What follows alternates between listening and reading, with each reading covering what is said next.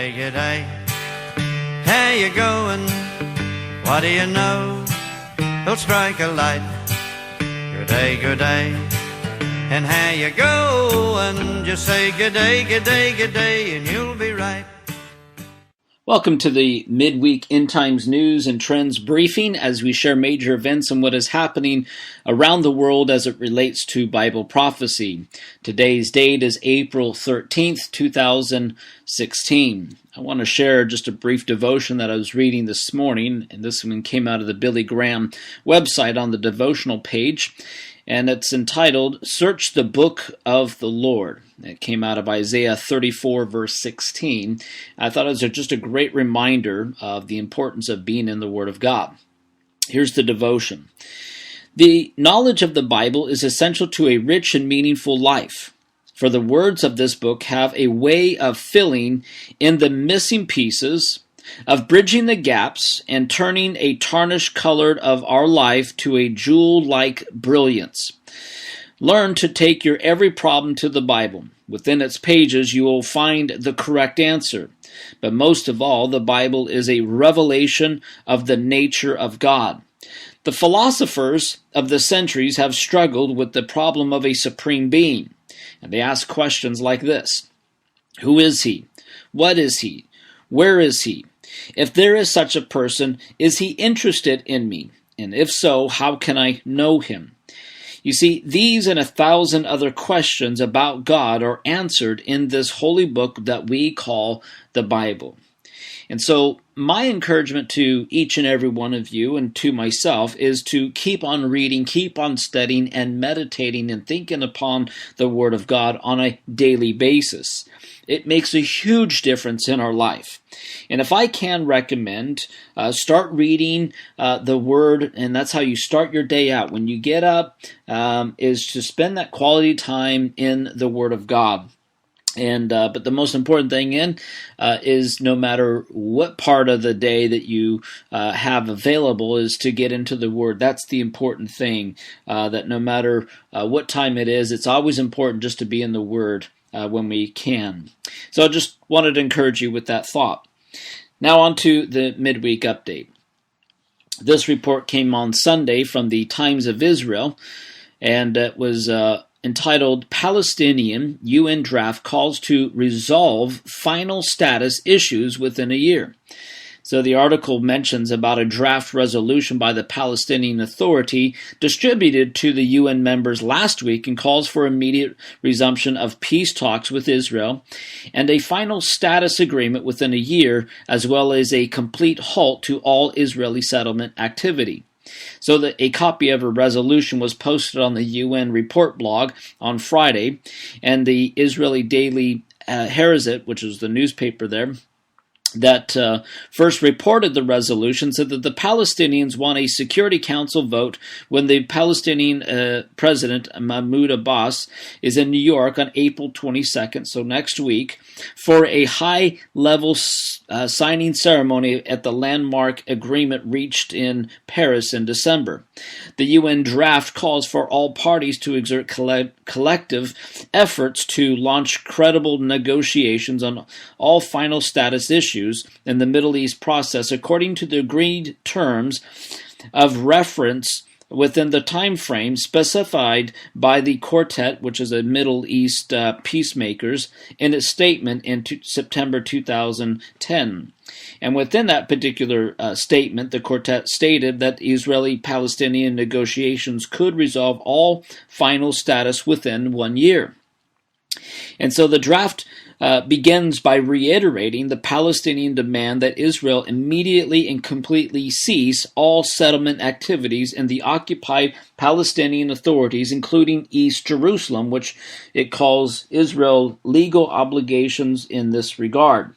The draft singles out Israeli settlers, calling for the prevention of all acts of terror, violence, destruction, harassment, and provocation by Israeli settlers, and calls for accountability for the perpetration of such illegal actions.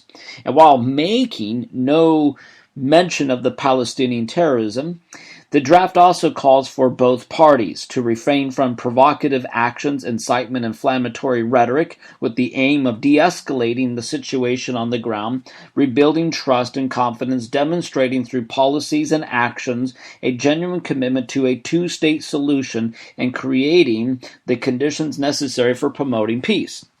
The text also urged the acceleration of international and regional diplomatic efforts to reach a solution, and in this regard, the draft stressed the importance of a Arab peace initiative. What this tells me is, and again, we've seen different types of reports like this, is that it's getting closer and closer to that agreement for a covenant to be made from the world to Israel. Which would mark that covenant period of time where we'll eventually see one man that will make that deal, which would be the Antichrist, and he will try to make this peace agreement within Israel. And then halfway through the tribulation period, he will, again, as the temple has already been built by then, he will desecrate the temple in the middle of it and asking the world to worship him. Anyways, it's just one of those interesting pieces of information. We're getting closer and closer to that signing peace deal within Israel. Also, as that report did mention about the April 22nd, about the signing of this UN agreement in New York, but this report came out on out of the Daily Mail, talking about how 60 world leaders to attend the UN climate signing in New York. The Oslo in April 7th had this report originally. About 60 world leaders will attend the April 22nd ceremony in New York, opening the period for signatures on last year's Paris climate change agreement, although it still remains unclear how many will actually sign the document that day. China and the U.S. have said that they will ink the agreement on April 22nd in a step to endorse a 160 or 195 nation deal, mapping out a shift away from fossil fuels toward a greener energies this century. After signing, the deal will require formally approved by at least 55 states or nations, countries, representing 55% of the world greenhouse emission before it enters into force. So China and the U.S. alone account for 40% of that. Over 130 countries have confirmed attendance and some 60 world leaders. The aim here, again, is to see these pens on paper, whether it was by a president or a prime minister or some other high official like that. The Paris deal seeks to cut greenhouse gas emissions to spur a shift toward cleaner energies, to limit heat waves, droughts, and mudslides and a rise in sea level. So again, they're attributing all these other issues to so-called climate change. And again, there's a big debate that's going on about this climate change issue. But it's also one of those areas where government can throw a lot more control and taxes upon the people for this particular deal. But it's just about government control. On to another issue within Europe. This report came out of the CNBC report. Also, Brett Bart carried this report on Tuesday, how European Union is in mortal danger. So the article talked about how billionaire financier George Soros had warned that the European Union is in mortal danger of collapse if it doesn't agree to a massive cash injection to fix the refugee crisis. It was an essay written in a New York Review of Books. Soros claimed that the humanitarian catastrophe is unfolding in Greece. The asylum seekers are desperate. Legitimate refugees must be offered a reasonable chance to reach their destinations in Europe, the investor wrote in the publication. The European Union leaders need to embrace the idea that effectively addressing the crisis will require surge funding rather than scrapping together insufficient funds year after year. Spending a large amount on the outset would allow the European Union to respond more effectively to some of the most dangerous consequences of the refugee crisis. Pushed by civil war and terror, Pulled by the promise of a better life, more than 1 million migrants and refugees fled the Middle East and Africa in 2015 and crossed into Europe. Now a deal is in place so that way anyone arriving illegally in Greece will be returned to Turkey if their asylum application is rejected. In exchange for every person sent back, the EU will resettle one Syrian refugee currently trapped in Turkish camps. This will be an ongoing issue throughout Europe as they're trying to deal with this situation, this Islamic invasion, and of course there is some real legitimate refugees in there that is really wanting a better life. But it is a major problem within countries that are taking more in like this, from food to finances to just the national safety is at risk with most of these countries that are taking these people in. Also, on a similar report, this one came out of MSNBC, and it was an interview that was done by Bono, the frontman lead vocalist of the rock band U2. And this also came out of Tuesday's report. And he says the refugee crisis threatens the very existence of Europe and could be the next challenge for the next U.S. president. So he was on a morning talk show or an interview with Morning Joe, one of those time slots on MSNBC. But he offered the warning about refugee crisis taking place due to the turmoil in the Middle East and in Africa. And he told the interviewer, Morning Joe, this crisis threatens the existence of Europe and could be a hurdle for the next president of the United States to overcome. So it will be an ongoing issue.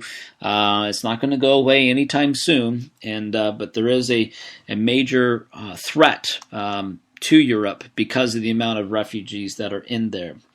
On to another issue, which is another threat, but we see this one came out on Tuesday as well out of the Breitbart report. Iran resumes funding of Palestinian Islamic Jihad terror group. So they resumed the financial support of the Palestinian Islamic Jihad movement months after it withdrew its support in retaliation for the group's reluctance to openly back the Islamic Republic, and an Islamic Jihad official told Breitbart in Jerusalem. So the official said that the support was much lower than before. At its zenith, Iran gave the Islamic Jihad tens of millions of dollars a year, but now it only allows the cash-strapped movement to balance its books for the foreseeable future. The official would not disclose whether the resumed support is dependent upon turning up the heat on Israel, only saying that the aid was renewable unconditionally. He also said that the Iran remains the staunch supporter of another radical faction in Gaza, al-Sabardin. Iran also made it clear that the small sums of a function of the fact that the arms resistance against Israel is taking place on a smaller scale, and that much of the country's outreach are invested in Syria, Yemen, and Lebanon, he said. And there's no doubt the lifting of the sanction is behind all this, but there is nowhere near the sums that they were used to. So for years, again, Iran has been channeling hundreds of millions of dollars per year to the organization, but recently, due to disagreements over the Syrian crisis, the insurgency in Yemen, support was suspended. That's why there's been little sums going into this area. On to another issue, and this is more of kind of a praise report, but it is definitely interesting how quickly news and events can change. This one came out of the headline, Christian Headline News on Tuesday, and it talks about how the plans to erect the Temple of Baal Arch in New York and London have been canceled. So the plans to erect these replicas of the Temple of Baal Arch in New York and New York City and London have been canceled, according to Charisma News. Previously, the ChristianHeadlineNews.com and many other news sources reported the plans were underway to erect replicas of the arch to the god of Baal that was originally in Syria, but the plans have suddenly, or rather unexplicitly, canceled. So the news writer Michael Snyder suggests that the sudden change in plans perhaps due to the large amount of negative feedback that the plans received when they were reported on such news sites of the New York Times and New York Post. He also notes that the prayers of God's people were likely the driving force in that new plan not to make the replica in those cities. And so it's interesting, like we said, how quickly things can change, whether it's the news or the events and things like this. And then lastly, I want to report on this, which is not shockingly, but it's one of those things that's going to continue to be heated up as things go on. This one report came out of the Fox News, and it talks about how the Bible makes the list of most challenged books at libraries, public schools. So on the list of books most objected to public schools and libraries, one title has been targeted nationwide at times for the sex violence it contains, but mostly for the legal issues it raises, and that's the Bible. The director of the Office of Intellectual Freedom for the American Library Association says, you have a lot of people who feel if a school library buys a copy of the Bible, it's in violation of church and state. And this was this report that was released, its annual top 10 snapshot of challenged books on Monday. It was part of the Association State of the Libraries report in 2016. And he says that sometimes there's a retaliatory action where a religious group has objected to a book and a parent might respond by objecting to the Bible. LaRue also emphasizes the Library Association does not oppose having Bibles in schools. The guidelines for the Office for Intellectual Freedom note that the Bible does not violate church and state, and the state, as long as the library does not endorse or promote the views included in the Bible. The ALA also favors include a wide range of religious material from the Quran to the Book of Mormon, and there's other things that they carry like that. LaRue added that the association hears of the complaint about the Quran, but much fewer than the Bible. So as we're going to see, there's going to be a lot more attacks on persecution on the Bible upon Christianity. It's going to continue to grow, and it's so important to know what you believe, why you believe it, and how we can, as believers, defend our faith. I would also highly encourage you, because it reminds me of a movie I just saw the other week called God's Not Dead Part 2. Part 1 is really good as well, but this one's Part 2, and it really brings up this issue, what's happening in the schools, to the forefront in today's society. So I highly encourage people to go and watch that movie. And so, as we say, there's so many other news reports that we can mention to you, but this is only a briefing. We just want to give you a quick snapshot of what is happening on the events around the world. And I hope and I pray that you have an awesome and blessed day. Until next time, may the Lord radically and outrageously bless you.